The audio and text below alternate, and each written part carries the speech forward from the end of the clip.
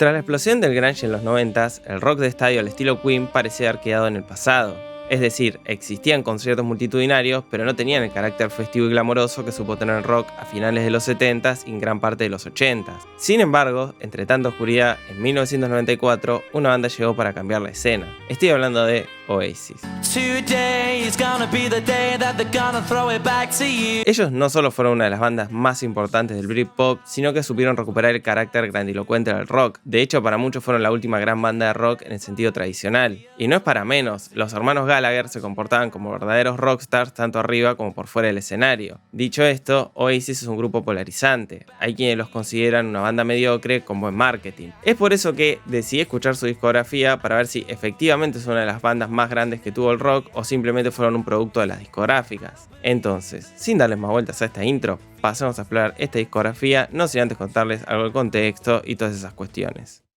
La historia de Oasis empieza con dos hermanos de Manchester, Liam y Noel Gallagher, quienes crecieron en un hogar de clase media-baja cuyo único sustento fue su madre. Perdieron contacto con su padre porque era un golpeador. Su viaje en la música inicia en 1991 cuando Liam se convierte en el vocalista de la banda Rain, conformada por Bonehead en la guitarra, Tony McCarroll en la batería y el bajista Paul McGuigan. Según cuenta la leyenda, Liam no estaba interesado en la música, él quería ser futbolista, hasta que alguien le da un martillazo en la cabeza y cambia el fútbol por la música. No sé qué tan real sea esto, pero yo le creo. La cosa es que, con Liam al frente de la banda, deciden cambiar el nombre por Oasis. Por su parte, Noel siempre estuvo interesado en la música, por eso empezó a buscar trabajos dentro de la industria. Fue así como terminó siendo técnico de la banda Spiral Carpet. Al terminar un tour internacional, puede ver a Oasis en vivo y queda impactado. Aparentemente les rogó que lo dejen ser parte del grupo. Ellos aceptan y Noel pasa a convertirse en el líder gracias a su capacidad para componer. O sea, no es que se apoderó de la banda, él era un gran compositor. Para que se den una idea, en 1993, gracias a sus canciones, no solo Alan McGee de Creative Records les ofrece un contrato, sino que también estaban negociando un contrato internacional con Sony Music.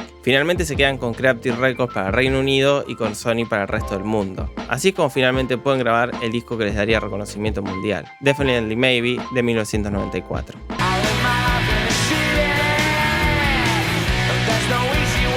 Se podría decir que este álbum es uno de los mejores debuts de la historia del rock. Desde el primer track se entiende para dónde quieren ir con la banda. Esa mezcla entre un sonido inspirado por el rock de los 60s y 70s, principalmente los Beatles, para combinarlo con la personalidad avasallante de los hermanos Gallagher. O sea, la primera canción del disco son ellos autoproclamándose rockstars.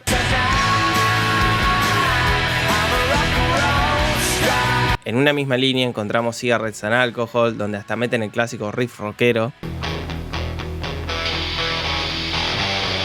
Esto puede que hoy suene medio trillado, sin embargo en el contexto del álbum se siente original. Es más, me atrevería a decir que mucho del sonido del rock rollinga o rock barrial en Argentina viene de acá.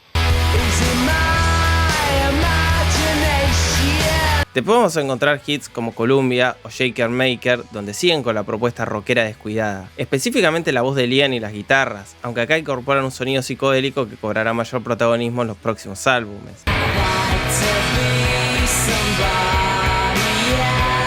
Y hablando de hitazos, está Live Forever, una de mis canciones favoritas.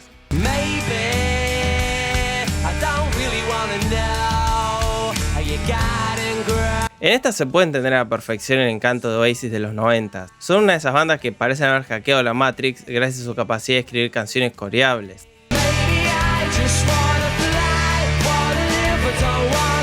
A todo esto, para estándares de los 90s, es un disco extremadamente optimista. De hecho, este track es una respuesta a la oscuridad del grunge. Tal vez no es una respuesta muy sutil que digamos. En un momento dicen literal que quieren vivir y no quieren morir.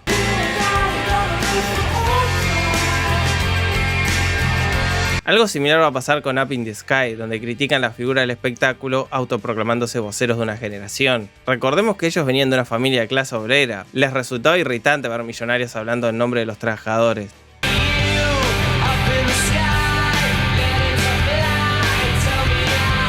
Continuando con los clásicos, también está Supersonic. Hasta donde tengo entendido fue un track medio improvisado, lo cual explica la letra bastante básica. En este caso no molesta tanto porque aporta la atmósfera general del proyecto. Ahora bien, no es un disco perfecto, entiendo el valor histórico, pero hay cosas que no me terminan de cerrar, como la inconsistencia y las interpretaciones de Liam. Hay algunas notas altas polémicas dentro del tracklist. No es algo que arruine el disco, pero me parece pertinente señalarlo. Sumado a esto, el último tramo no me pareció tan atractivo, incluso hay canciones que no encajan con el resto como Slide Away. No es algo que me disguste, pero parece sacada de otro álbum.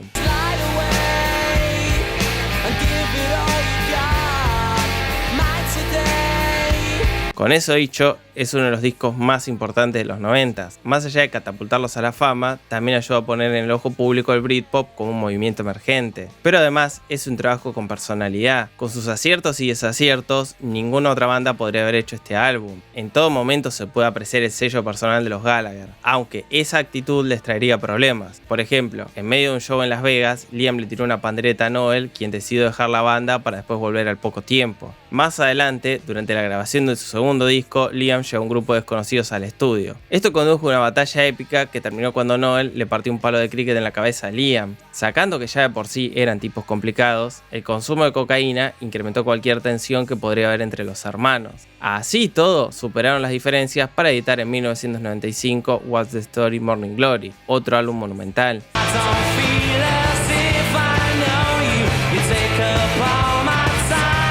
Este disco se podría resumir como la versión mejorada de Definitely Maybe. Por ejemplo, en Hello retoman el sonido nostálgico con guiños a rock inglés de los 60s y 70s, pero con el abordaje noventero y pop de Oasis.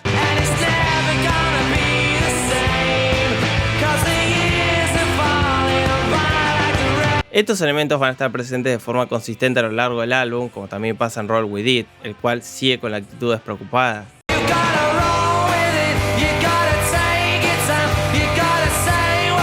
Aunque muchos de estos temazos quedaron opacados por el éxito de Wonderwall, una de las baladas más recordadas de la historia del rock.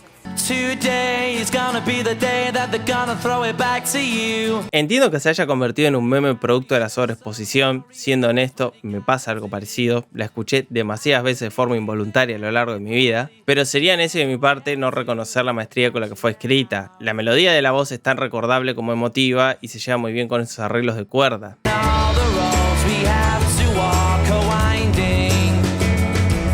En tracks como este se nota que esa actitud desprolija y despreocupada era algo performática. Sin ir más lejos, durante la promoción de los primeros singles, cada vez que terminaban en alguna pelea dentro de un bar, mandaban la historia a la prensa para potenciar esa actitud de rockstars. También estuvo todo el beef con Blair, o como lo llamó la prensa, la batalla del Britpop, dado que ambas bandas iniciaron una competencia de singles. El tema es más largo y tampoco es algo que me importe demasiado, pero bueno, sepan que también fue parte del marketing. Como ya dije, efectivamente eran tipos complicados, pero se nota que el disco fue pensado de forma meticulosa. Y no lo digo como una crítica. Gracias a ese nivel de detalle pudieron escribir grandes canciones como Don't Look Back in Anger.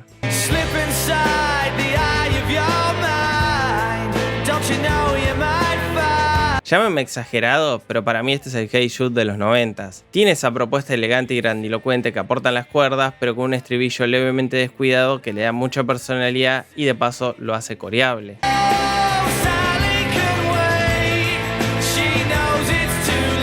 A todo esto, según dijo Noel, escribió la canción drogado y apenas sabe qué quiso decir. Me cuesta mucho creer que esto fue tan azaroso. Hay cosas mega calculadas como cuando nombran a un rockstar y la guitarra hace ese sonido rockero.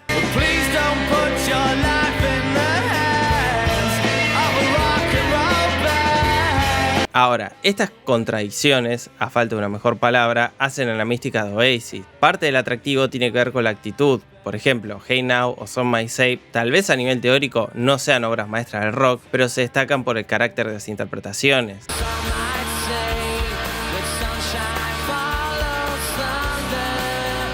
Por las dudas aclaro, eran buenos compositores. Hay canciones geniales en este disco como Hey Now o Champagne Supernova, el track que cierra el álbum.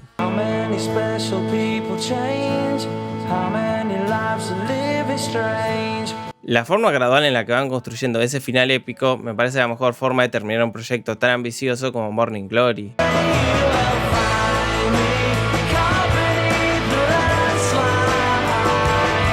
Efectivamente, este es su mejor disco. Si bien no hay un concepto o temas en común a lo largo de la obra, es un proyecto que se presta para escucharlo entero. Es uno de esos álbumes donde cualquier canción tranquilamente podría haber sido un single. Si tengo que ser honesto, no es un disco que suelo escuchar seguido. No soy muy amigo del rock de estadios y la propuesta grandilocuente. De todas formas, canciones como Champagne Supernova o Don't Look Back in Anger me parecen brillantes. Lamentablemente, acá empieza lo que muchos llaman la decadencia de Oasis. Más que nada porque eran un pésimo grupo humano cegados por la fama. Al principio esto no parecía un problema, pero las peleas personales y el abuso de sustancias inevitablemente terminaron impactando en la parte creativa, como podemos apreciar en su próximo álbum de estudio, Be Here Now, de 1997.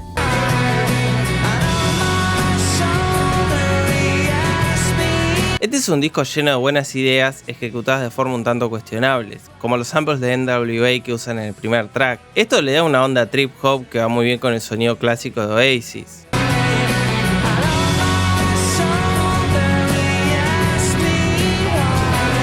El tema de la duración es uno de los puntos más flojos del proyecto. Es cierto que en los dos primeros discos teníamos canciones de 5 o 6 minutos, pero en ambos casos se justificaba por las ideas que iban desarrollando o la paleta de sonidos. Acá apenas entiendo qué quisieron hacer, mejor dicho, ni ellos entendieron, la mayor parte del disco la grabaron drogados.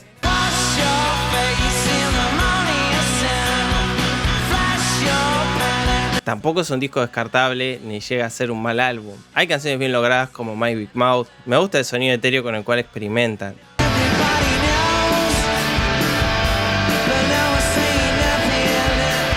Adentrándonos en el álbum, encontramos I Hope I Think I Know. Se podría decir que esta es una de las canciones clásicas de Oasis, de esas que parecen diseñadas para cantar en estadios.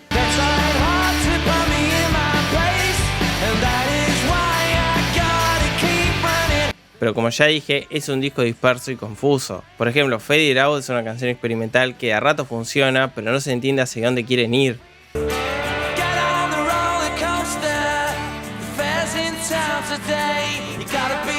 Después de ese momento lisérgico está All Around the World, seguido por It's Getting Better Man, dos canciones tan positivas que parecen rock cristiano. Respeto que no hayan querido repetir el éxito del anterior, pero el resultado final no me termina de convencer. Algo que le pasó a muchos fans de la banda. Hay quienes dicen que el verdadero tercer álbum es The Master Plan, una colección de B-sides que editaron en 1998.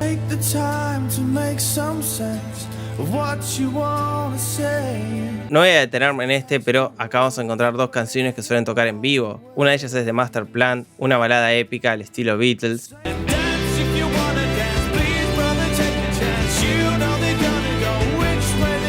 Y después está Quaintines. No entiendo por qué esta canción no terminó en la versión final de Morning Glory.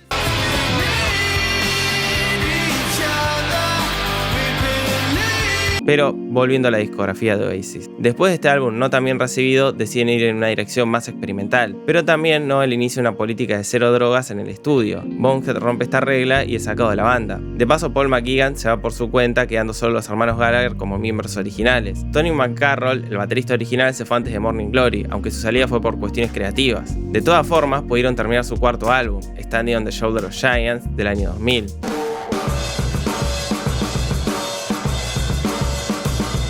Este es un álbum importante dentro de su discografía. Para empezar, es el primero donde solo tenemos a los hermanos Gallagher, pero además hay una intención de jugar con el sonido más electrónico de los 2000. Por eso en el primer track tenemos sonidos loopeados para dar cierto toque futurista.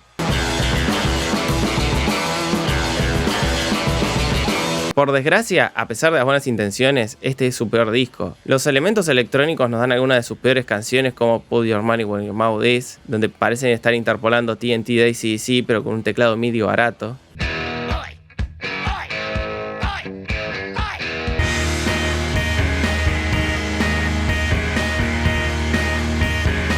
Después hay algunas canciones donde juegan con la psicodelia de los 60s como Who Feels Love, pero acompañada por una percusión electrónica que incluso para los 2000 ya se sentía vieja.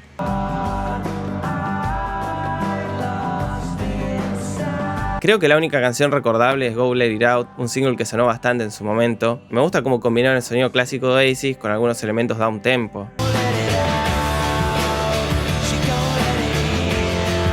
sacando algún que otro momento memorable, es un disco aburrido lleno de ideas sueltas. No tiene casi nada del sonido directo y rockero de álbumes anteriores ni los estribillos cantables que los hicieron brillar en los 90s. Ahora, este caos creativo está vinculado con la tensión entre los Gallagher. Más allá de las disputas que hay en todo grupo humano, el alcohol y los problemas personales empeoraron todo. Para que se den una idea, en el año 2000 dieron un concierto en Wembley que pasó a ser conocido como su peor show. Apenas podían terminar de cantar las canciones. En su momento parecía el final de Oasis, pero en 2002 deciden volver a las bases para editar Hidden Chemistry.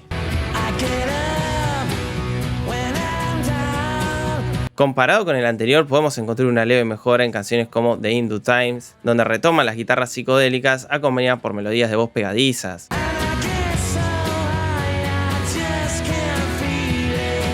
En sí es un disco con canciones recordables. Es más, en esa época le fue bastante bien gracias a singles como Stop Crying Your Heart Out, otra balada emotiva acompañada por cuerdas para darle el toque dramático.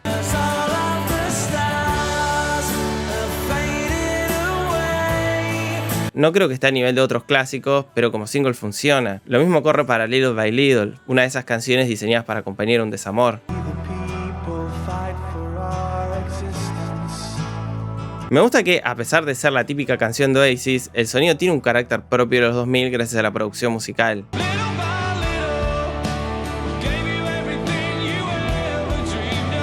El problema del disco es que, por fuera de los singles, no creo que haya mucho para destacar. Hay canciones bien escritas como Hiding a Bad Place o All in the Mind, donde siguen con el costado psicodélico, pero después de eso no tengo mucho más para agregar.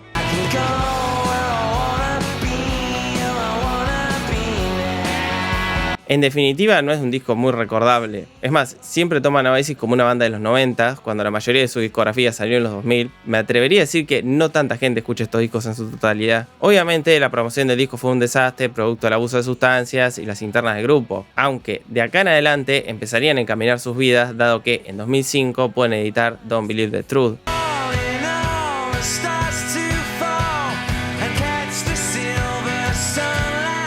Este es un disco bastante parecido al anterior. Por un lado vamos a encontrar singles bien escritos que se prestan para ser cantados en estadios, como Laila.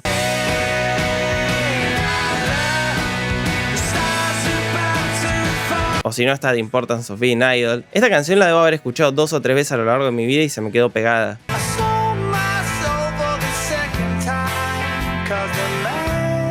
Y como si fuera poco, está Let There Be Love, una de sus mejores canciones y una de las pocas donde cantan ambos hermanos.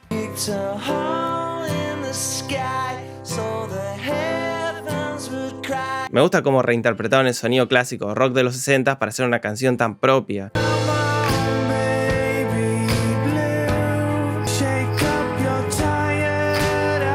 Después el resto del álbum es Oasis haciendo lo mínimo indispensable para poder grabar un disco. Hay canciones como Turn Up the Sun o Mackie Finger donde se los escucha hasta desganados.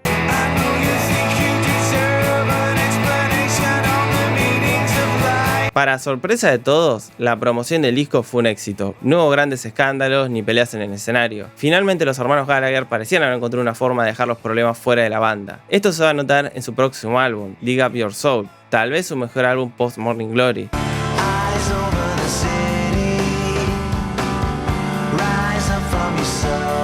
Acá recuperan esa energía que los hizo populares en los 90s, como por ejemplo en The Turning, un track donde vuelan esas guitarras bien rockeras, las cuales conducen un estribillo lleno de actitud.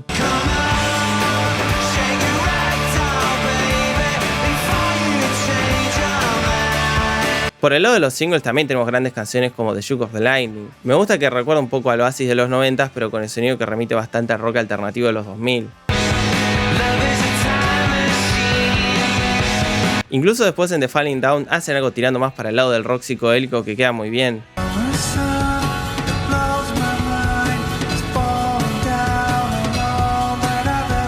Los momentos psicodélicos del disco en general están muy bien logrados. To Be Where the Light Is, por ejemplo, es un track interesante.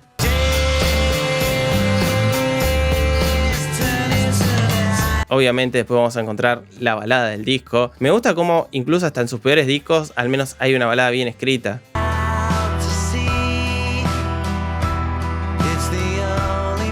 Con eso dicho, no creo que sea un gran álbum. Hay canciones que no me gustaron para nada, como Big Horse Lady, un track medio western.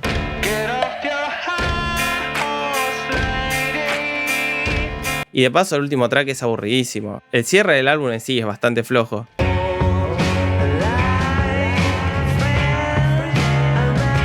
A pesar del éxito del álbum, en 2009 la tensión entre ambos hermanos llegó a un punto sin retorno. Fue así como Noel dejó la banda para siempre. Teniendo en cuenta todo lo que pasó, llegaron bastante lejos.